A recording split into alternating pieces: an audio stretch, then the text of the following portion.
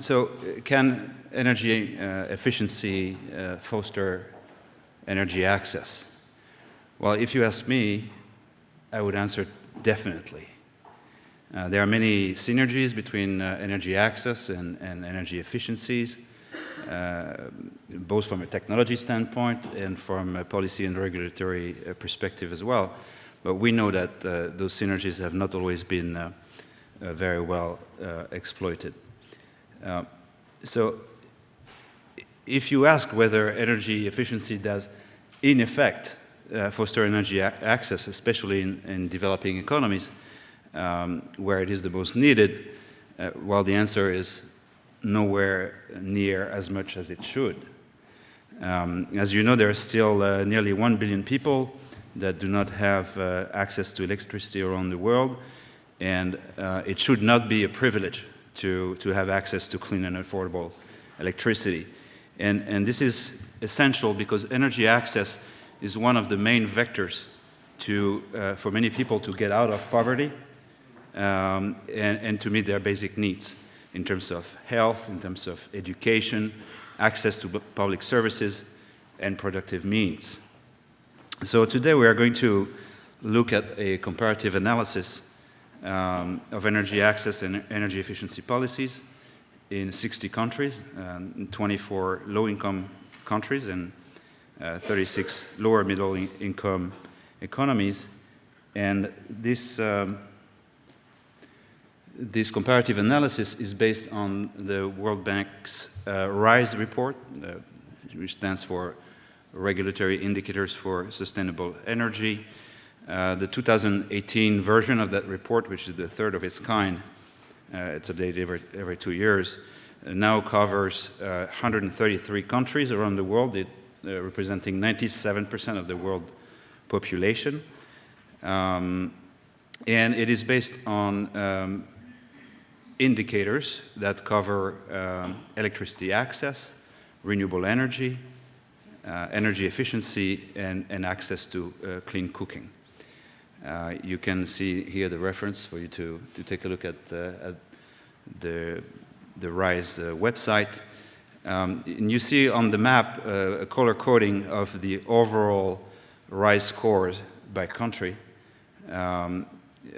This is the overall RISE score, so this is the score that merges energy access, energy efficiency, and access to energy for any particular country.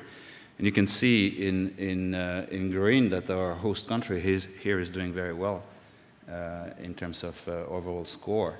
It's among the top countries in the world with respect to the regulatory framework and policies for energy efficiency, energy access. There's no energy access problem in Canada, but energy efficiency as well. Australia is also very well placed. Many countries in Europe and Germany and some of the Nordic countries.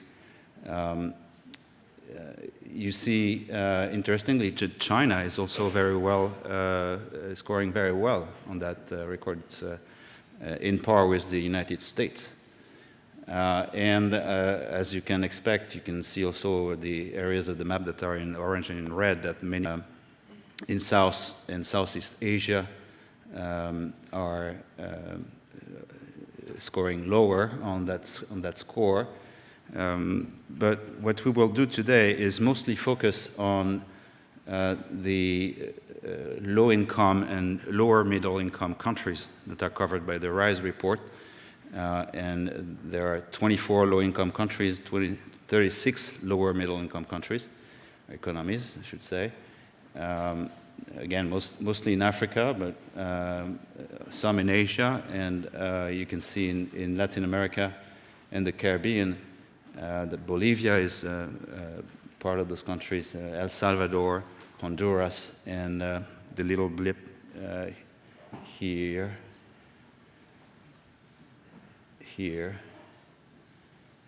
is Haiti, which is a low-income country.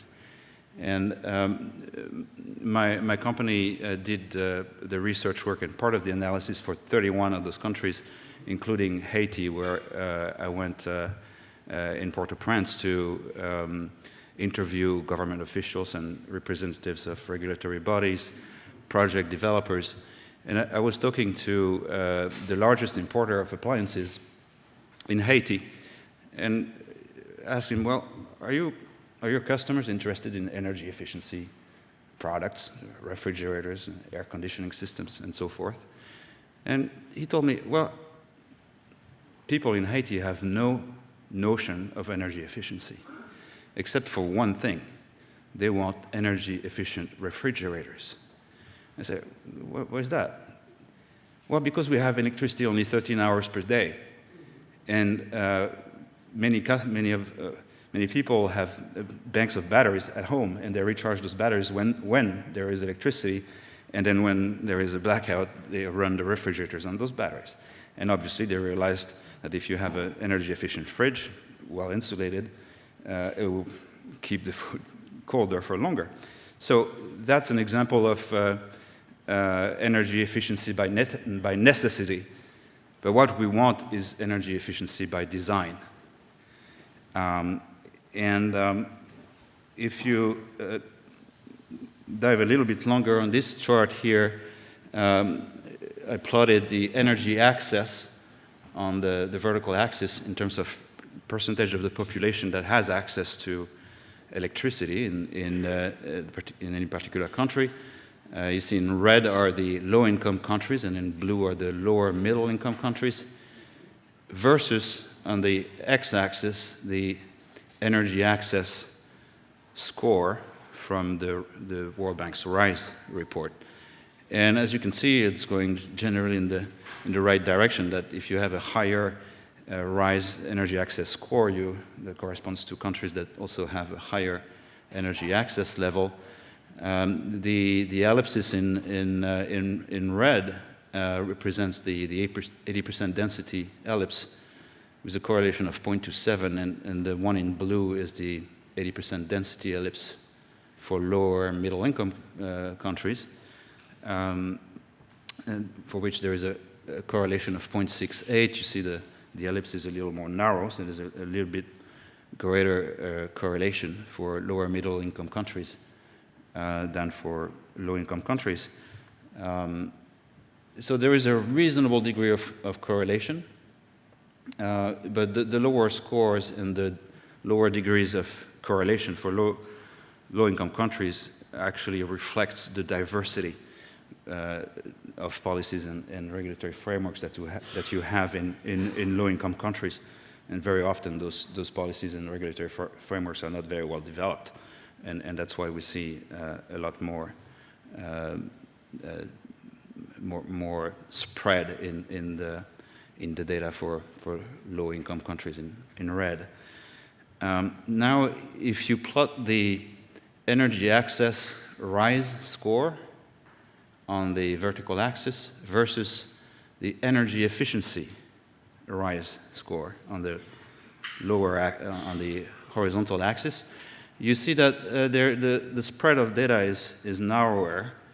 The correlations are higher, and you see that there are essentially two regimes. The red line corresponds to the linear regression across all the lower middle-income, the low-income countries, and the blue line corresponds to the regression of the lower middle-income countries. And you see there is an inflection where the two red and blue lines cross, that for countries that are above a certain degree of development, be it 60% energy access score, then the energy efficiency tends to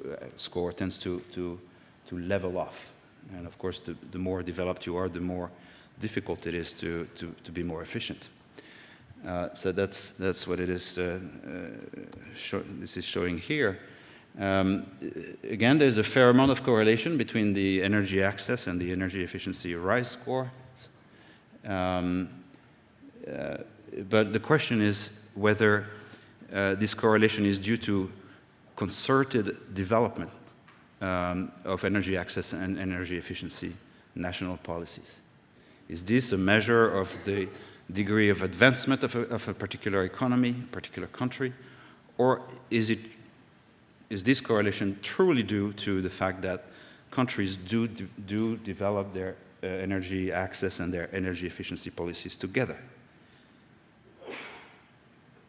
We'll try to answer that question in the coming slides. We're going to dive a little further into the countries that are circled here, and specifically Cambodia, Kenya, Uganda, Rwanda, Tanzania, Zambia, Burundi, Mali, Mozambique, and Chad. And the reason why those countries are particularly interesting is that those countries have the highest growth rate over the last 6 years in terms of energy access. The countries that you see in gray are countries that have greater than 90% energy access in terms of access to electricity by percentage of the population. So those are not particularly interesting to look at because they already, the vast majority of the population already has access to electricity. But in red, you see countries that have had a less than 10% growth in energy access over the last 6 years. The country in orange are those that have a growth rate of 10 to 30%, in yellow 30 to 80%, and in green are the countries that have a greater than 80% growth over the last 6 years in terms of energy access. And as I mentioned, those countries are Kenya, very impressive. They've had a 261% growth over the last 6 years in terms of energy access, from 18% of the population having access to electricity in 2010 to 65% in 2016. This is truly remarkable. Rwanda had a 200% growth, but they're still at a fairly low level, a 30% access rate today. Cambodia, 160% growth. They went from 23% to 60%. Mali, very impressive growth, but they are still at very low levels, 17% to 41%, so you still have 60% of the population that does not have access to electricity, at all in Mali. Chad, Tanzania, Uganda, Burundi, Mozambique, and Zambia. So did those countries do something special to get there? Well, the RISE report of the World Bank tries to get an answer to that question. And if you look at the energy access indicators for that report, there are 8 of them. We'll look at them in a minute.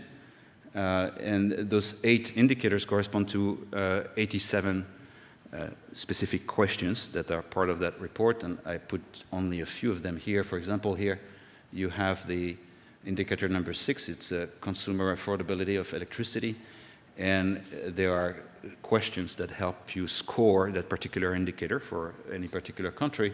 For example, the cost of subsistence consumption. We look at what's the cost of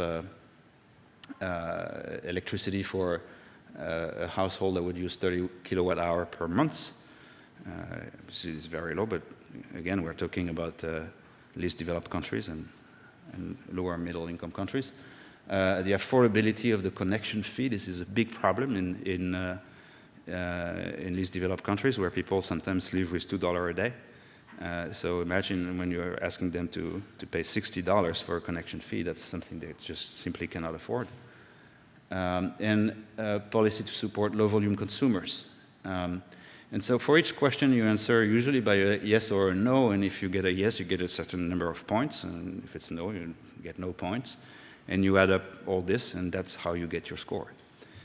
I put here another one, and I can't read very well from here. This is the indicator number 5. The framework for standalone systems. Again, there are specific questions that help you gauge the level of development of a particular country for that particular indicators. And again, I'm not showing you all of them, but there are 8 and almost 90 questions altogether. So if you look at those 8 indicators, and you have them listed here, as consumer affordability of electricity, this is statistically the most important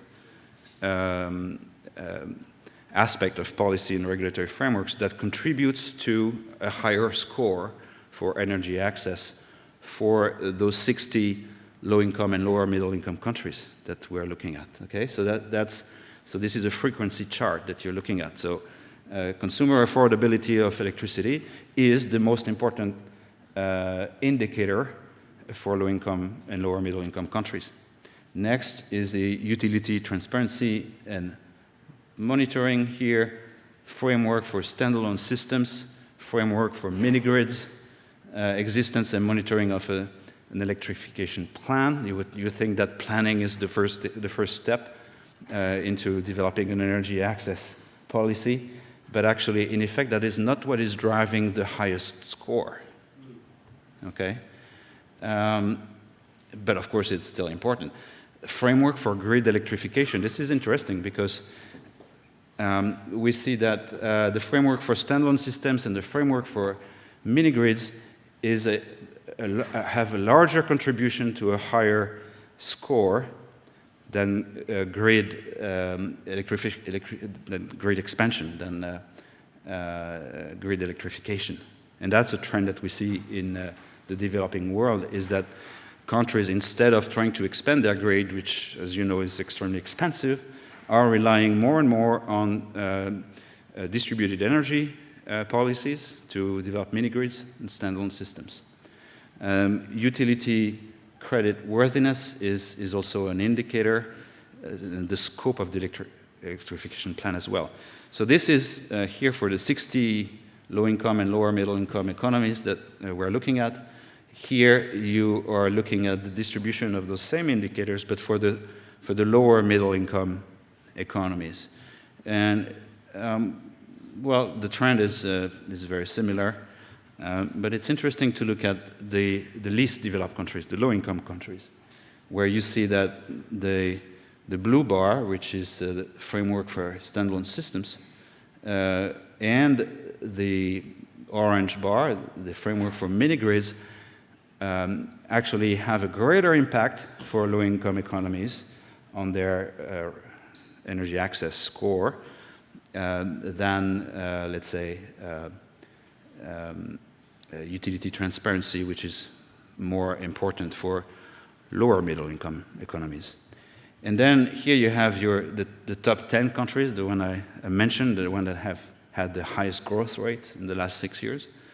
And you see again that relying on standalone systems and on mini-grids is what got those countries, at least in part, to higher degree of energy access. So this is for energy access.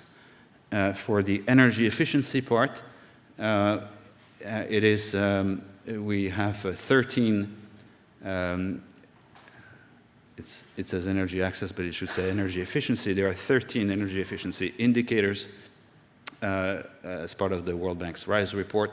They correspond to 238 questions. I put just a few of them here for you to take a peek. But these 13 indicators are in the order of priority for all 60 countries together, are incentives, energy efficiency incentives from the electricity rate structure. For example, increasing block rates as opposed to decreasing block rates. Incentivize your consumers to consume less, because the more they consume, the more they pay per kilowatt hour. That's an example of an electric rate structure that favors energy efficiency. Information provided to consumers comes second. This is very interesting. It's something that's very common here in the developed world. You receive a bill and you have all your data from the past 6 months. You can even sometimes compare how much you consume in your own house compared to your neighbors, and sometimes you even have those applications that tell you in real time how much your house is consuming. So this is something that's fairly common here, but that's not something that's common in low-income economies and the developing world. And we find that this is key to increase energy efficiency, is that people are aware that energy efficiency of their consumption, and they can see how they are doing with respect to that. Energy efficiency entities, those are, for example, ESCOs, energy service companies that can provide you a service to study, to do an energy audit and improve your efficiency. This is an important factor. National energy efficiency planning, obviously, that's another important thing. I'm going to speed up because I'm running out of time. You can see there are slight differences between lower income, lower middle income, and the top 10 countries, but basically the 4 top indicators are the most important for all those countries. This is not for you to read, but we try to see if there were some correlation between the energy access indicators and the energy efficiency indicators, to see if, for any particular country, is there a true statistically valid correlation that would indicate that a country is trying to develop their energy efficiency and their energy access policies together, to work together, to take advantage of all the synergies that you can take off when you do both energy efficiency and energy access at the same time. And, well, I must say, no, we didn't find any strong correlation. I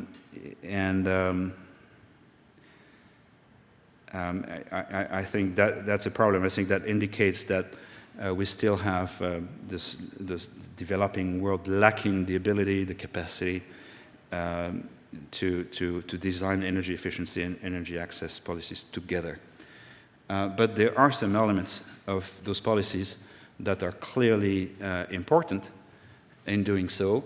Having a national action plan that, remember, this did not come first in the sensitivity analysis that we did, but still having a national strategy for energy access and energy efficiency is an important thing.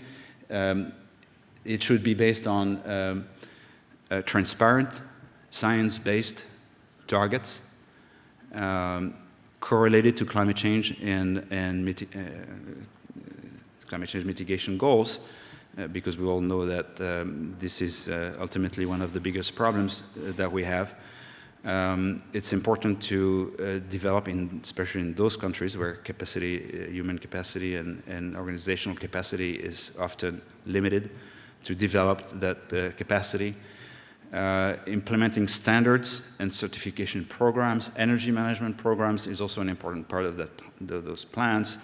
Energy saving for public buildings and public sector services is a very important contributor to having those countries provide electricity to more people. And as we discussed, off-grid solution is now a key trend in the developing world.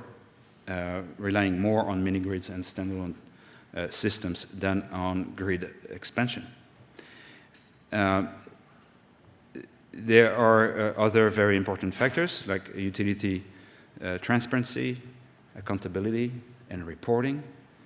They need to put out audited financial statements. They need to put out annual reports that describe what they have achieved. And very often it is not done that way in the developing world. We saw that electricity rate structures and consumption reports can foster conservation and efficiency. Financial mechanisms to support investments, that's also very important. Providing capital subsidies, particularly to consumers who want to buy energy-efficient appliances. Very often that is the main barrier to implementing energy-efficient measures. and policy and regulatory frameworks that foster private sector participation. There are some countries where private ownership of generation means is simply not allowed. The state must own them. So this is obviously not conducive to having a private investor come in that country to develop a mini-grid, and that's certainly an impediment to further growth. So in conclusion, we saw that there are some correlation between the rise energy access and the rise energy efficiency scores in low-income and lower middle-income economy. But I would say that this correlation is more a manifestation of economic development of a particular country rather than a truly synergistic approach in designing energy efficiency and energy access policies and regulatory frameworks. So to a large extent, those policies are designed in isolation from one another. And this is despite the fact that energy efficiency policies and regulatory framework can increase the level of energy access. This is, I think, indisputable, simply by reducing costs and by reducing the need to invest in additional infrastructure. One of the conclusions of the RISE report is that the world as a whole is only about halfway towards the adoption of advanced policy frameworks for sustainable energy, and this is a problem with respect to meeting the Sustainable Development Goal 7, which is to ensure that access to affordable, reliable, sustainable, and modern energy is enjoyed by everyone on Earth by 2030, and it also ties to the achievement that can be made through the Paris Agreement for climate change. Thank you very much for your attention. Maya, and thank you very much to the IAEE for inviting me here to speak. And thank you very much, Sébastien, for that wonderful presentation, which very much sets the sort of context in which we're thinking of this challenge. So I'm now going to dive down into the intensely practical aspects of how energy access in an off-grid rural context can work and can have linkages to efficiency in the developing world. So what I'm going to talk about, first of all, is a little bit of history, then about some of the inefficiencies in the general development model, and I will suggest an alternative paradigm which we've developed in our project and talk a little bit about the future. So let's cast our minds across to what an average, largish, aspirational off-grid household in the developing world might want, or might have wanted. They might want some lighting for 4 rooms, say, an outside light for security, a fan, and a TV. Let's keep it simple. So in 1980, incandescent bulbs, 40 watts, you'd need 5 of those. A fan would run to approximately 100 watts. Cathode ray tube TV be about 100 watts. So to use all of that for 5 hours at night, you'd need 200 watt hours of power per day. And solar power, solar energy, a solar cell, at that time would have cost you about $25 per watt. Now, 40 years later, an LED bulb to provide the same amount of light would be 5 lots of 4 watts. A low-power DC fan would run to about 20 watts, and an energy-efficient LCD TV, by the way, one that was this size, not one that was that size, would be about 40 watts.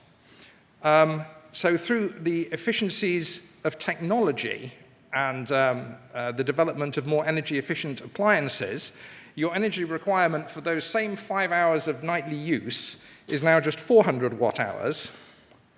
But the generation of that power through efficiencies of technology in solar cell design, but also efficiencies of scale in the manufacture of those solar cells, you're now looking at 70 cents per watt instead of $25 per watt.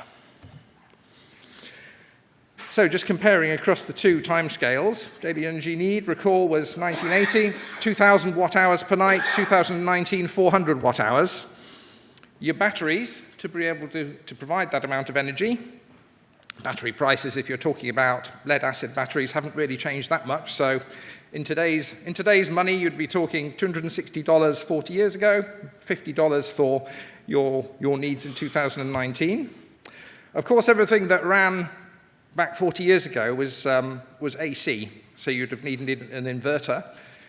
All the appliances these days are low-power DC, so you don't need an inverter now. So that was another $100 you'd have had to pay in 1980 that you don't have to pay now. Your solar panels now will cost you $80 to provide that amount of daily power from an average of 5 or 6 hours of sunshine per day. In 1980, to generate the amount of power that you would have needed then, would have cost you $10,000. So your system cost, more than $10,000 in 1980, less than $150 now.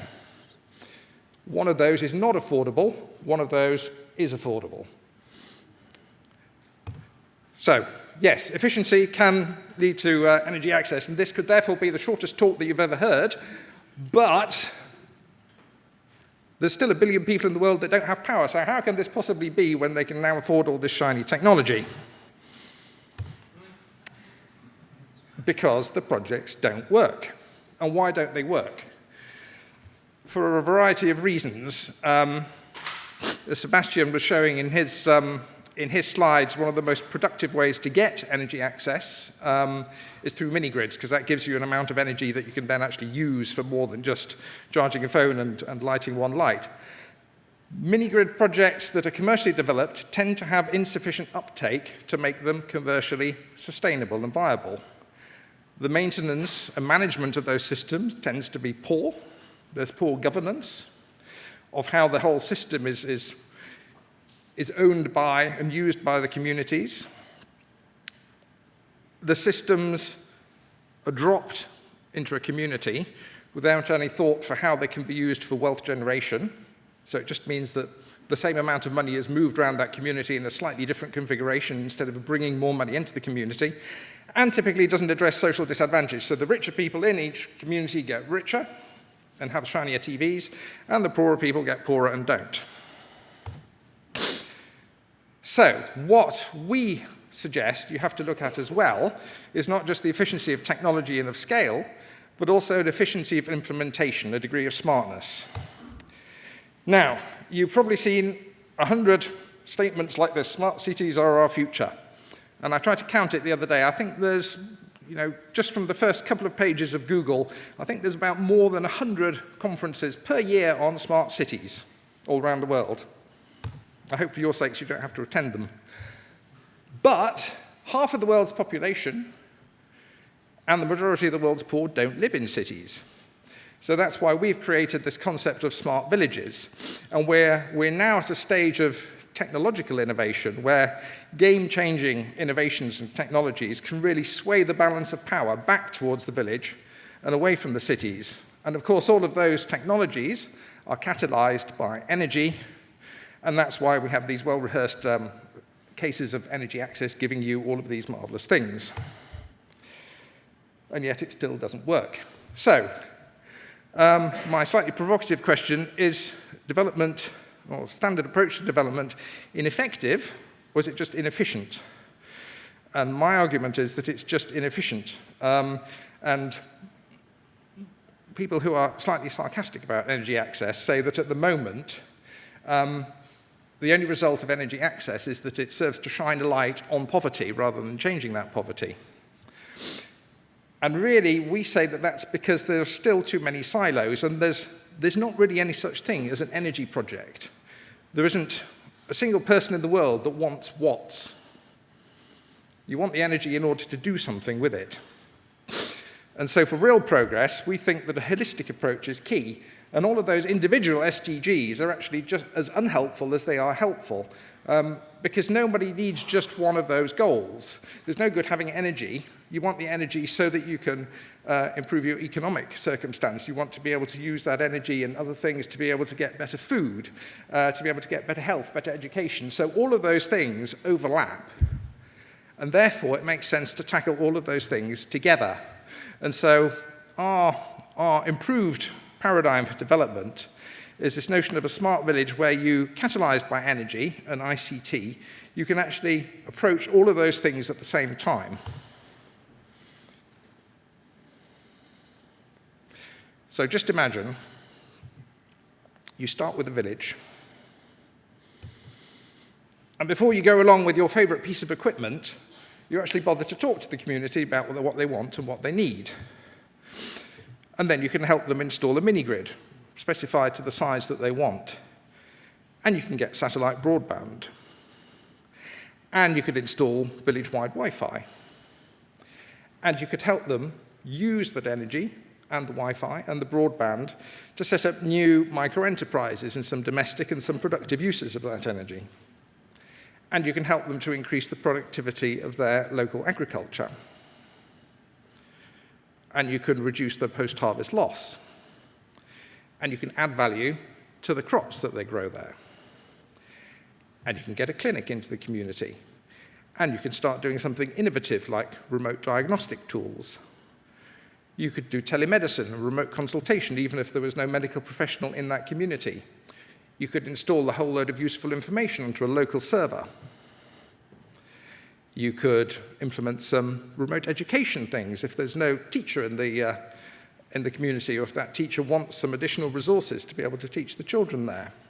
You could have a community training facility so that the adults can receive some training and education as well. You can do remote finance. You can use the electricity to get clean water. You can set up a community radio station so that there's some feeling of community and they can engage with the outside world. You could even install a local GSM network which is disconnected from the rest of the nation's mobile cell phones, but at least people with cell phones in that community can use it to talk to each other. If there's no source of water in the community, with energy, you can do atmospheric water extraction. You can use that energy to create transport infrastructure, as this example is of aerial ropeways to access remote communities up mountains in Nepal.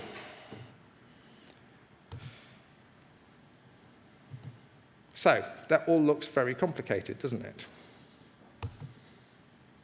But every single one of those technologies already exists and is already being implemented somewhere in some community in the world.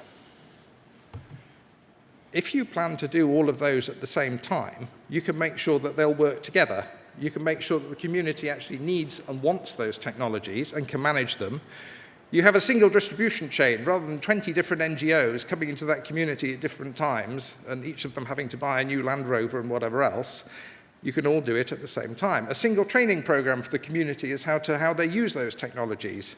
Greatly reduce costs, better impact, scalable and modular, and you can monitor the joint impact of all of that stuff on community development, not just the performance of each bit of technology in isolation. So instead of 20 different projects, you just have a single one, which is what we call a smart village. So that, to us, is efficiency of implementation. You have an approach to development which isn't driven by particular funding silos, what somebody sitting in Washington or London or Berlin happens to have a couple of £1 million or euros that they want to fund. And it's not driven by a piece of technology that you happen to have developed as an organization. The communities are more empowered, it's more targeted to their needs. It makes them, crucially, better able to afford to buy the energy from the system developers that are installing it. And so it gives greater system sustainability, it makes the whole thing more cost-effective, more resilient, and the communities are more resilient, and achieves greater long-term impact. So that, for us, is the story that this integrated approach is an efficiency of an implementation that can really drive energy access and impact, and therefore drive sustainable development as a whole, not just the energy side of that whole equation of SDGs. So for us as an organization, seeing is believing, and more data is required. So we've been working with partners to implement pilot villages and actually try to measure some real long-term multi-metric development impacts that come from doing all of that together. And we invite you to join us in that endeavor. Thanks very much.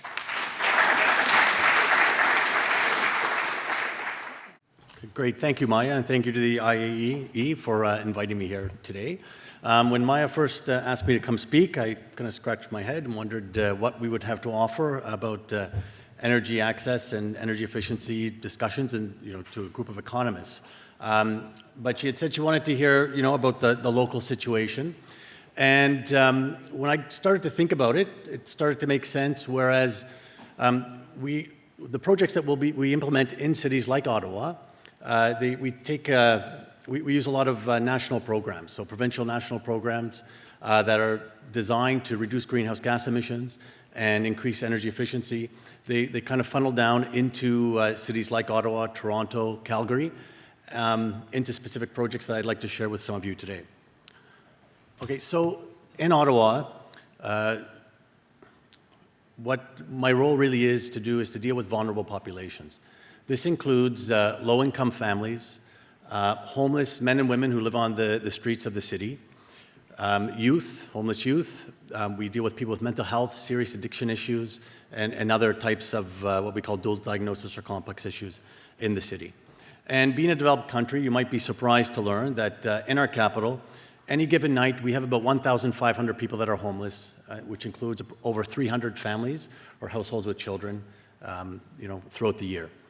That's about, we're looking at approximately 600 to 700 men any given night, 300 women, 250 to 300 youth, and lots of families more recently that are homeless on our city streets. However, our policy is to house everyone. Most cities in Canada, specifically I'll be talking about the Ontario context, deal a lot with providing social services, which includes a variety of healthcare services and housing, transitional and permanent affordable housing services to low-income and vulnerable clients within their jurisdictions. And in Ottawa, we provide approximately 22,500 units of housing. Our housing corporation owns over 16,000 units, and in the city, we're the largest landlord that exists, far larger than any private sector landlord in the city. And if you want to sort of extrapolate that up to a larger city in Canada, Toronto, just multiply it by 10. Our wait list in Ottawa is at 10,000 households. Toronto's ranges between 90,000 and 100,000 households in any given year, and they have the same issue with families and singles and youth as the city of Ottawa does. I mentioned our wait list was over 10,000 households, and given what we see in shifts in income inequality, we're seeing our wait list increase, and this year we're expecting it to be an average of 12,000 households a year. So the situation is not getting better. Sorry, I'm still trying to figure out these slides. Here we go. So with respect to our stock and the and use of energy within that stock, we own and operate, like I said, 16,000 units within a portfolio of about 24,000. The rest of the units are owned by other parts of the sector. So we contract out and hold mortgages on about another 6,000 to 8,000 units. With about 60 not-for-profit organizations in the city of Ottawa. A lot of this stock was built in the 1960s, 70s, and 80s, so it wasn't built to current building code standards. The replacement value of our building stock right now, this is just the city of Ottawa-owned stock, is about $3.5 billion. In 2011, we spent almost $24 million on utilities alone. So that's between electricity, natural gas, and water. However, through a series of retrofits, so this includes plumbing retrofits, window door retrofits in these buildings, weatherization programs, that's improved insulation in basements and other parts of the buildings, LED lighting retrofits, and implementation of heating management systems. We've been able to almost cut this utility cost in half. So we found some substantial savings in retrofitting our buildings. And I mentioned plumbing retrofits, but water alone, we saved over $5 million a year in utility costs just by changing faucets, toilets, and things like that in our building portfolio. But what I want to focus on right now is really some of the challenges we have with respect to new construction. And what this table shows with the different colors are the different carrying costs when it comes to building a new home in the city of Ottawa, and the income that you would need, or the monthly rent you'd have to pay to carry that particular house. So if you look at, for example, the top bar for a 3-bedroom apartment in the city, and this is slightly old, this data, if we were to build a brand new 3-bedroom apartment, that would, we'd be looking at about $250 a square foot to $300 a square foot cost to build something like that. And depending on how you financed it, if it was home ownership or rental, you're looking at a carrying cost easily of over $2,000 a month. Right now in 2016, the number was $2,012 a month. Currently, we're looking at around $2,600 a month in a monthly carrying cost for a new 3-bedroom. 2 bedrooms, $1,775 a month. A 1-bedroom, $1,530, and a bachelor apartment. When I had done this slide, it was $812. Now, bachelor apartments in Ottawa are renting for $1,400 a month. That's a new bachelor apartment. The bars at the bottom show different levels of affordability that are required. The shortest bar are people who are on social assistance in the city. So it gives you an idea of what they're provided to pay for rent and what rent is available for them in the market. So if they don't have access to subsidized housing, they really have limited options in the marketplace. And in this case, if somebody is on Ontario Works, which is our main social services welfare program, they might be getting anywhere from $672 to $376 a month for rent, depending on their household size. So if you're a single person on social assistance, that's what you receive for rent, is $376. So it's very difficult to afford a rent in the private market in the city of Ottawa, as well as most other cities. And when we look at social housing in Canada, in the United States, and even in Europe, what we see is the way social housing has been subsidized over the years has changed dramatically. So in the past, what we're used to knowing as social housing, governments had previously subsidized the capital costs to build the housing and the ongoing operating costs. That way you can move these low-income households into these individual units. Today, what we see in most countries, most developed countries, is that governments are only willing to subsidize the upfront capital cost. There's very little investment in ongoing operating. And in Canada, what that means is cities are often left to figure out how to deal with the operating. In Ottawa specifically, we spend about $150 million a year in operating costs on our affordable housing portfolio. And of that, $107 million is municipally funded. The rest is provincially and federally funded. And I'll just pick at our provincial and federal governments. We also have to provide this housing because it's legislated under provincial and federal legislation, so we don't have a choice. But politically, our council chooses to have us build more affordable housing, and they continue to increase our funding towards it. So where does this all fit in with energy efficiency? Well, we want these buildings to have the lowest utility costs possible. What that means is we want our buildings to have long life cycles that have good insulation and to reduce the costs on us as a housing provider, so we can lower our costs for all utilities, water, electricity, and natural gas. And we want to make sure that we lower our maintenance costs. And these two things line up quite well for us. So what do we consider when we design for affordable housing in Ottawa? The first thing is the location. So when we look at reducing a household's overall energy costs, we consider mobility as a big factor. Just the cost of owning a car, filling your tank up with gas once or twice a week to get to and from work can add another $100 to $200 a week to your travel expenses. So we focus a lot of our new development on building in what we call mixed-use neighborhoods and in transit-oriented communities. In Ottawa, we're lucky. We've just started to build the first line of our light rail train system and a tunnel going through the downtown of the city, and that's given us a lot of political momentum to build new communities along that corridor. We also look at reducing infrastructure costs. So we look at the city's overall costs when it comes to treating things like stormwater management, traffic congestion, and our own sewer and water costs. So we want to make sure that we lead the way in designing buildings that lower the use of all of these utilities, again, for the housing provider and for the city, but this does trickle down to the actual tenant. In two systems we've used for the most part, our LEED, and maybe I'll just look in the crowd. I don't know how many people are familiar with the LEED, Leadership in Energy and Environmental Design, standard for buildings. I see a few hands.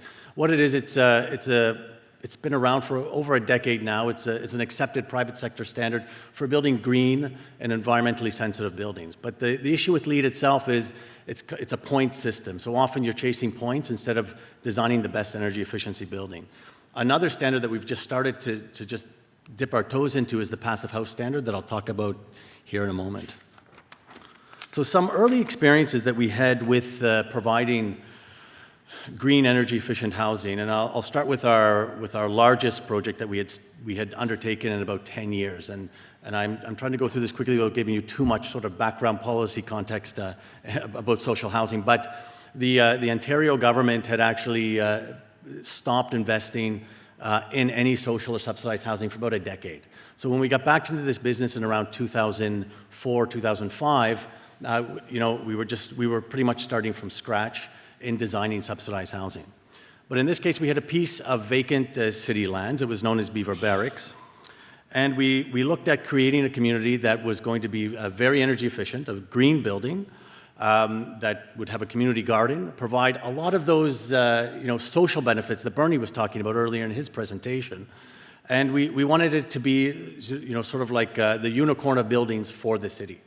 So we undertook an extensive consultation process with the community and with local designers and architects, and we come up with this new 254 unit proposal in 5 buildings with a local not-for-profit called Centertown Citizens Ottawa Corporation.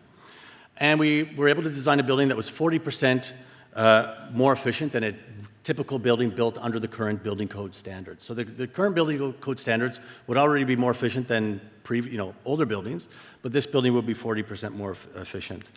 At this time, this was, we had funded the largest geothermal heating cooling system ever to be installed in a multi-residential building in Canada, maybe even North America. And we had taken these chances, and this one, despite some of the bad press, it is working quite well, but I will share some lessons learned with you. There was a lawsuit against the contractor that installed the heating cooling system because it was a very complex system, and the plumbing for the building to move the heating and cooling was very complicated, and parts of the different buildings weren't able to receive heat, heating and cooling at different parts of the times of the year. And just trying to think where I was going with this. So it was quite challenging. So what we learned was that in retrospect, the system that was designed was actually far too complicated than it had needed to be, but we didn't have the expertise at the time. We had searched for engineers from across the country. We had a team from British Columbia that had come all the way to Ontario to design the system, and despite it having its issues, it took us quite a while. The building was in operation for about 5 years before all those kinks were worked out of the system. But the other thing about the geothermal system that we had found was that the capital cost was quite expensive to install it, and it still is very expensive to provide the energy into this building. And what I mean by that is when we had done our cash flow analysis for the geothermal system, our gas prices were very high for natural gas. After we installed the geothermal system, the gas prices fell. So we actually are paying a lot more for energy than what we would if we had installed a regular high-efficiency boiler in this particular building. This project is much more recent, and this is another development. This was built to a LEED Gold standard. So we've, again, we have very high-efficiency building envelopes. This building is built along a brand new bus rapid transit line. We have reduced parking, a community garden, community space. There's a community kitchen as well. And we've got a pedestrian corridor and lots of pedestrian amenities in this specific neighborhood, and it's running quite well. So we don't have the same issues that we had in the Beaver Barracks project, and just to show that we're able to learn from our mistakes and move forward. But this project worked out very well. We're looking at low-rise buildings. So when you move into reinforced concrete construction, above 6 stories, you don't always get the cost efficiencies that you would expect in high-rise construction. So we stuck to lower level buildings. Our highest buildings here are 4 stories. We kept the mechanical systems fairly simple, focused on things like building envelopes and basic technologies, and we're able to provide very affordable rents in this community, probably the most affordable in the city of Ottawa, without the necessity for ongoing subsidies. The previous project I showed you, we subsidized that in operating subsidies, probably about with an extra $1 or $2 million a year. This one doesn't need $1 in terms of extra subsidy to operate. This particular building is with our city-owned corporation, Ottawa Community Housing. It's a very simple type of construction that lowers the energy requirements for the tenants and the landlord. And sometimes I just wanted to share this because the technologies can be relatively simple, and we don't always think about them. In this particular case, our challenge was to design a 6-unit wheelchair-accessible building. And if you see the townhouse on the end, you can see that little piece sticking out of the side there, that 1-story addition. And what that is, that's the extra room for a child who lives in the household who has a mobility impairment. But then beneath, you see the door sort of going to the basement. That's where we have a centralized heating system for the building, heating and cooling. And what we've done, and we've started to do more of, is to provide polished concrete floors, heated concrete floors in our buildings, because we can accomplish 2 things. One is that by having a centralized heating system, we don't have to go into every unit to fix furnaces and wait to get access to that unit and so forth. So we can save a lot of time and effort by accessing that little white door going to the basement. And 2, the system turns out to be very, very efficient. The concrete retains, whether it's the hot or cold temperatures that are going through it, and it ends up costing the provider very little money to maintain. The homes are they're retrofitted with things like LED lights, et cetera, that help lower those heating costs for the tenants. So we don't, when we interview tenants in our buildings and in our communities, we don't hear that energy efficiency is a big concern for them, and that's largely because we end up absorbing a lot of that energy cost ourselves. So other than LEED and some of these sort of more basic technologies that we work with, we were really happy to experiment with the Passive House standard a few years ago, and we were the first city in North America to actually to fund the construction of the first multi-residential passive house building in the city of Ottawa. Sorry, not just in the city of Ottawa, in Canada. And what passive house is, really, it uses less energy than conventional buildings through using basically what you call super insulation, high-performance windows that can provide up to 50, or stop 50% of heat loss and extra air tightness. So you have a very airtight building enclosure. We're looking at minimized thermal bridging.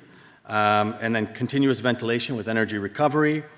And then again, the heat loss is proportional to the building surfaces, so we end up with usually simpler square buildings. This isn't our image. We stole this from Frankfurt, but it just shows you the difference between a passive house and a sort of more of a typical building. So the bright green and red colors is where you see the heat loss occurring. And when you look at a passive house, you're only seeing minimal heat loss around the windows. So you save a lot of energy that way. And this was the first multi-residential passive house funded in Canada. One of the challenges we have is that we didn't have any architectural firms certified to build passive houses in Canada, so we were able to accomplish that. Now we have about 3 firms in the city that are certified to build multi-residential passive homes, and we're seeing more of them built. So it's actually become a fairly recent success that we're very proud of. In this particular case, this building, it houses 42 people with very serious mental health or addictions. Their rent is at $479 a month. So again, these units in the market would normally rent for $1,400. And with respect to heating costs, we're estimating their heating cost, annual heating cost, to be as little as $27 a year. So one candle, the equivalent of one candle should be able to heat each room in the building. And again, one thing I want to point out here is with a lot of these sort of little case studies I'm sharing with you, these are funded by local governments. So the one complaint we have is that a lot of these technologies, we go to higher levels of government, such as the federal government, provincial governments, and we don't often receive sufficient grants or funding to try these things. So despite, I'll maybe pick at our federal government for a little bit, their very aggressive efforts to reduce greenhouse gas emissions, often their plans are designed to be so complicated and so cumbersome, it's very difficult for us to work with them and design and deliver buildings in an efficient manner. So we end up quite frequently designing and moving ahead on our own without their support. We're trying to change that, and we're working with them, but these programs can be very complex, and it's the complexity that's prohibitive, not anything else. So some overall challenges that we have really in designing green buildings in Ottawa are, one, the upfront capital cost. So when it comes to building rental buildings, we have an incentive because we want to lower our utility costs. However, because we have a limited revenue that we can collect because on the rents, it can be very challenging to come up with the capital costs to build the building. So think about it, when you want to buy your own home, you have a down payment and you finance the rest. Well, with us, we have a down payment in terms of funding. The remainder is financed by that little bit of rent we can collect from the tenants through their social assistance or minimum wage or whatever it is that they're collecting in terms of income. Mechanical engineering models often tend to be faulty. So we would, in the early days, we would rely on engineering models to estimate our utility costs and energy efficiency savings. They would often be wrong. For example, in the case of the early geothermal exchange systems, our electricity costs were much higher than what we had predicted. So that became very problematic.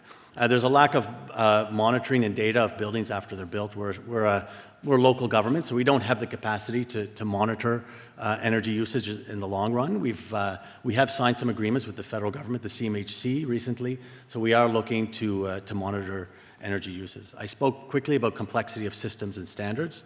To access funding and to utilize some of these incentives, they should be simplified. And the other thing more recently is the challenge between reducing GHGs now and utility costs. And I was complaining to Bernie before this session that now we're being challenged by the federal government and the incentive programs they have for us are to provide very low carbon producing buildings or net zero buildings. Aside from geothermal systems, we traditionally relied on high efficiency boilers and things like that and used natural gas. But for us to move to geothermal systems, we have to rely more on electricity now to run those systems. And electricity in the provinces of Ontario is very, very high as compared to Quebec. And I can't really explain the distribution system to you. It's quite complicated, and I've only got 2 minutes left. So I'll just leave it at that, but it's very expensive electricity in the province of Ontario. And then, again, it's inconsistent or complicated government programs. The inconsistency, what I'm getting to, is just because with frequent changes in government, it's very hard to plan for green or energy-efficient communities. On the next slide here, I'll show you some larger communities that we're planning, where we're looking at things like district energy and having, larger focus on these community amenities so that we can provide better social services and other types of economic services to these low-income households. But we do want these communities to be green and less costly in terms of energy usage, and for the residents so they get better access to food, employment, mobility, etc. But because of election cycles and changes in programs and policies, it's very difficult for local governments often to design these communities and effectively have them built within, let's say, a 5 or 7 year time frame, right? Time frames may vary, but it could take anywhere from 5 to 10 years to build any given community when you're looking at that type of, integrated design process. And these are just some examples, really. The top one is what we call the Building Better Revitalized Neighborhoods initiative. It's where we went out, we had interviewed almost every single person in this community. This was community called Hetherington in the city of Ottawa. It was the most socially disadvantaged community. And here they were looking for things like sidewalks, better integration of transit. And I think that's something that comes up with us more often, really, when it comes to energy usage. It's probably more about transportation than actually, energy usage in homes, because we do have good energy access in Canada, and I think we're good at reducing the overall energy cost to household when it comes to heating and cooling, but it's those mobility costs that and construction costs that are hard to carry. The project in the bottom here is going to be We were planning for this to be a net zero building in the city. It's a redevelopment of one of our social housing communities. However, we weren't able to get the finances to work, so we're looking at passive house construction now for this. So it's still going to have very minimal energy demands. And then the larger site here, this is a very large site where we are looking to explore a future community with very high density of office uses, residential, private sector residential, affordable residential uses such as social housing, other types of subsidized housing, parks, schools, and we want to incorporate a district energy system as well if possible, because we do have we're fortunate that we also control our recreation facilities where we've got demand for hockey arenas, swimming pool facilities, et cetera, where we can see that heat and energy exchange happening between those uses. So that's where I will end it. Thank you very much. Okay. So now we have our question period, so I'll ask our panelists to come and sit up at the table here, and I encourage you to come up to either of the two mics if you have any questions.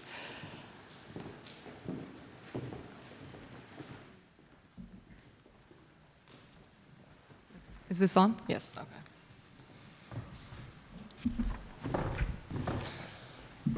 So I'll start off with a question.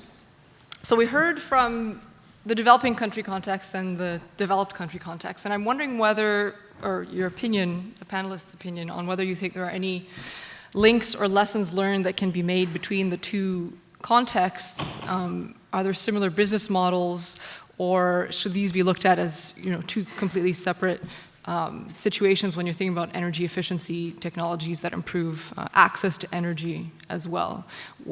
And some of the background for this question is this morning we had a speaker who mentioned that electrification in Africa might result from a completely different business model than we've seen in North America and Europe. So I'm wondering what each of your takes on this question are. I'll go first on this. I think, absolutely, originally people thought that energy infrastructure and development in industrialized economies and developing world economies were very different. I think we're now at a stage where, in the industrialized world, we're coming full circle, and localism is much more important. People are working much more from home, people are more invested in their own communities, and I think now, therefore, there's an opportunity for us in the industrialized world to learn from some of those evolving business models and technologies from the developing world. So all those high efficiency appliances which are being developed there, where they're an absolute necessity, are now also really useful for us, and then let us in the industrialized world sort of decentralize to an extent.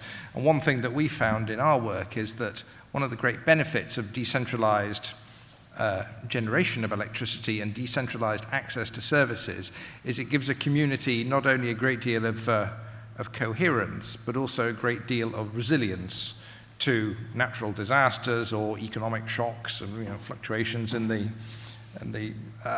market prices of fuels and of electricity. And I think using that same approach can work in the industrialized world as well. We've seen the effect in industrialized countries of natural disasters and hurricanes and storms. Their own electricity, have some decentralized access to communications technology and decentralized access to services. They can then continue to exist to a degree of comfort whilst that centralized infrastructure is restored. And let's not forget that in the US, the world's richest economy, it took them 4 months to restore the electricity grid in New York State after Storm Sandy wiped it out. So these are significant issues for the industrialized world. Question? Yep. Does it work? Yes. I have a question for Mr. Jones. I have worked with a few communities in Eastern Africa on similar issues, and there is a clear need for this integrated approach. I fully agree with you. Yet what we felt often happening there was that there's a big lack of financing for these kind of big projects. What would you say is your take on these issues regarding financing? That's the $60,000 question. I think it's a problem and an opportunity at the same time. I think it is a problem because, by and large, the big development funders and donors still operate in a very, very silo-driven mentality. You know, people say, right, my job is to do goal 7. I'm doing energy access. Somebody down the corridor is doing education. Somebody up the stairs is doing health. And we can't possibly share our budgets and talk to each other and do something else because that's a lot more complicated and I can't get the money out of the door as quickly that way. Where I think there is an opportunity is that we are now at a level of technological development and also entrepreneurial business models where you can almost make this affordable for the community itself on a market basis.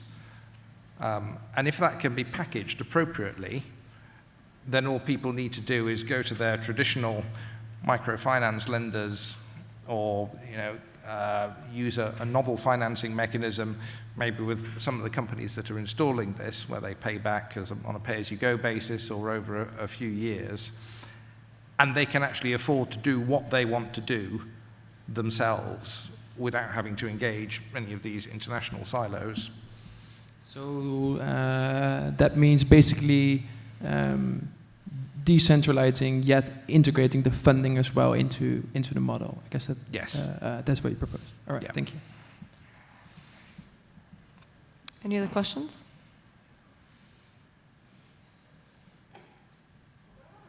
We still have about 14 minutes, or we could finish early if there are no other questions. Someone with a question. Okay, a couple questions, sure.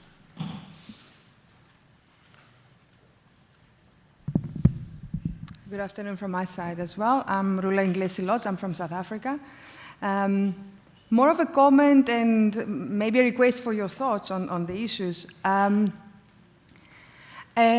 obstacle to this type of off-grid solutions, especially in South Africa where energy access is a problem, is the market structure. And it's how do we convince the politicians on this, the policymakers. And I'm going to explain an example. The distribution to households in South Africa is a mandate of the municipalities. So the moment we go out there with the numbers and we say, you know what, off-grid will solve your energy access, will also uplift your living standards, all the nice things that an off-grid solution can offer, the policymakers are saying, no, sorry, because if we do that, the municipalities will lose their revenue from the distribution to these communities. So any good effort stops there. So my question now is not just to put an end to all of this discussion and say, you know what, it can be done. It can be done. The question is, how do we convince the policymakers that this is a good solution going forward? I can give you my thoughts, and then maybe you can say what you would require as policymakers to change your mind. I think from my point of view, there are two sides to that. One is where you have kind of internal tension between different stakeholders, and one side is trying to promote access, and the other side is threatened by losing revenue. And that's an issue that has to be resolved, I think, politically, or, again, commercially. Because if the technology is at a stage when a community can say, we'll just buy it ourselves, then there's no locus for anybody to feel insulted that they're losing the market because the consumers have voted with their feet and with their rand. I think the other more interesting situation, which I should have also mentioned before, is where you have multiple stakeholders responsible for different things. So you have a rural development ministry, and you have a rural electrification agency, and you have the grid company over here, and the education ministry and the health ministry. And they not only have never considered talking to each other and funding things together, but also quite often they will refuse for institutional reasons to do so. So actually, possibly that could be a new role for the siloed funders, instead of arguing amongst themselves about what they're going to fund, to try and get decision makers to talk to each other. Yeah, if I could. Is this on? Should be on. Oh, it's on? Close. Okay. Yeah. Yeah, if I could add to that. So in the Ottawa context, I mean, the city actually bought the local distribution for for the electrical grid. It's called Hydro Ottawa, but we're not in charge of all regulation when it comes to electricity and its distribution. And there are some issues around safety, building code, et cetera, that have to be taken into account. When we had looked at district energy about 10 years ago, the idea was shot down completely. And I suspect it might be because of what you're suggesting. Electricity is a big revenue generator for cities in Canada and for governments, I think, in general. But now I think with some national policies that are pushing for more reductions in greenhouse gas emissions, for example, and we seem to be more open to some of these options. So I know within my jurisdiction, the regulators are more interested now in looking at some of these alternative solutions and seeing how they can make it work. Have we done it yet? Not really, but it's something we're looking at. I can add a little bit of perspective on some of the policies that are being implemented in some countries where government wants to force utilities to do demand-side management, to reduce to increase the energy efficiency of their consumers and reduce consumption, which works against their interest because they're going to sell less energy. One way to get around this is to put in place regulations that do force utilities to indeed put in place projects that will reduce energy demand by a certain percentage point per year. And of course, to make that work, you have to enforce it, which is not always the case. But that alone seldom works, just simply because of economic interest. So you have to accompany these programs, and it's done in several countries, whereby the government will compensate utilities for their revenue loss. And certainly not a model that can work over forever, but that's a way to try to ease up the implementation of those methods. Another thing that's very important is how you set tariffs, electricity tariffs. It's very important that there be flexibility, that you can set electricity tariff based on cost, on effective cost models, especially for mini grids. If you try to impose a national tariff, the same tariff everywhere, well, that usually it doesn't provide the flexibility that investors need to develop projects and make them economically viable.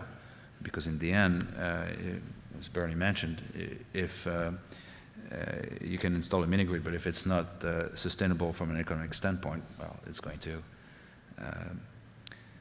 die. So there is flexibility, and you have to combine this flexibility with regulatory measures that will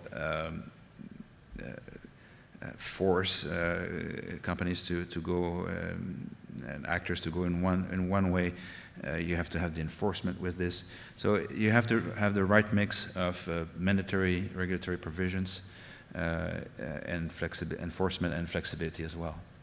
It's this whole mix that can make it work and help find the right spot. Thank you very much. There's another question there. Hi, my name is Govinda Timilchina. I'm from the World Bank.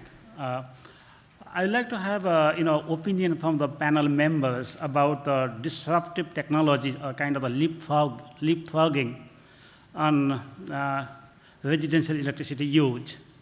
Not only from the developing country perspective, but also from the developed country perspective. What is the likelihood of household being a self-independent to supply the electricity? Because of these smart technologies, what do you think your opinion about how long it will take, do that happen? And whether it will happen or not, because really there's no incentive for that. Electricity is so cheap, and why would a household be self-independent? So when the good electricity is so cheap, we can compare the bill of the cell phone and the electricity. The electricity is way, way cheaper than the cell phone. Thank you very much. Yeah, I think it's a very important point. We cannot afford to have developing countries do the same mistakes as the developed countries did over the last 100 years. We can't afford to have people living, producing 5x, 10x the carbon footprint per capita in developing countries compared to countries like the US and Canada and all the developed countries. So we have to find a way to transfer those energy efficient technologies to the developing world. It's really critical. At the same time, we have a lot to learn in developed countries from developing countries. They are much more frugal. If you look at just the waste, the quantity of waste generated by a person in Burundi compared to a person in the United States, it's staggering. So I think there is a good dynamic that needs to be implemented. We have to transfer those technologies that are mostly developed there, make them for those kinds of markets. This is often a problem. In Silicon Valley, they would develop the greatest innovation, but they haven't thought about how this can be applied and successful in the developing countries, so to keep this in mind. But it's really critical. And at the same time, there's still a lot that we can learn from people living in developing countries in terms of their consumption patterns. In terms of disruptive technologies, I think in many ways we're already there. It's just that technologies aren't necessarily yet integrated and cheap enough. If you're talking about a household being energy independent, the net energy on the Earth's surface from the sun is about 1 kilowatt per meter squared. So pretty much every single house on the face of the planet that gets sunshine, so we're excluding northern Canada here, but most houses should have the capacity to be able to generate enough energy for their needs if they're well insulated, if they're a passive house, when they have electric vehicles where the battery in the vehicle can double up as an energy store for the household as well, when you can utilize thermal storage from the earth on which the house stands, when you have solar panels that can utilize really low levels of light to generate trickle amounts of electricity from, not just main full sunshine. When you combine all of those technologies together, then I think you're pretty much where you need to be.